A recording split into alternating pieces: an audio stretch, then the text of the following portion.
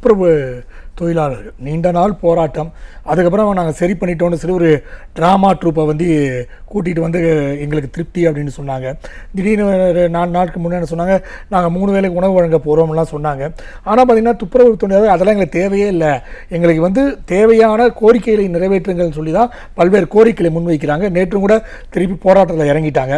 இந்த துப்புரவு செயல்பாடு இன்னும் மோசமாகவே போயிருக்கு, அவங்களுக்கு வந்து இன்னும் சரியாக நியாயம் கிடைக்கலன்னு சொல்லப்படுது சார். ஆனால் வந்து துப்புரவு தொழிலாளர்களோட கோரிக்கை வந்து நியாயமானது.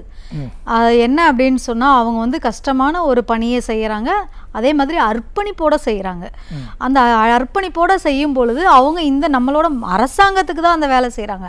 அப்போ அரசாங்கமானது எப்படி ஒவ்வொரு அதிகாரிகளையும் நிர்ணயம் பண்ணுறாங்களோ அது மாதிரி துப்புரவு தொழிலாளர்களுக்கும் தனக்கான கௌரவத்தையும் அடையாளத்தையும் மரியாதையையும் சுயமரியாதை, நாங்கள் தான் சுயமரியாதை கொடுக்குறோம். நாங்களா துப்புரவு தொழிலாளர்களுக்கு எங்கே சுயமரியாதை கொடுத்துருக்குறீங்க?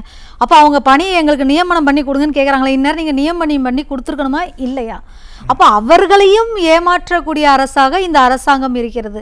ஏன்னா இந்த அரசாங்கம் வந்து பார்த்திங்கன்னா மக்கள் நலனில் அக்கறை இல்லாத ஒரு அரசாங்கம்.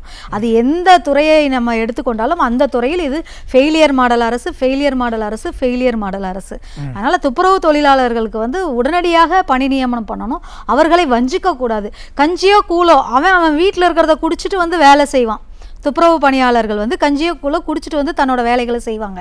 நீங்கள் அவங்களுக்கு சோறு போட வேண்டியதெல்லாம் முக்கியம் இல்லை, அவங்க வேலையை நிர்ணயம் பண்ணுங்கள், அவங்க பணியை நிர்ணயம் பண்ணி கொடுங்க, அவங்களுக்கு சுயமரியாதையை கொடுங்க.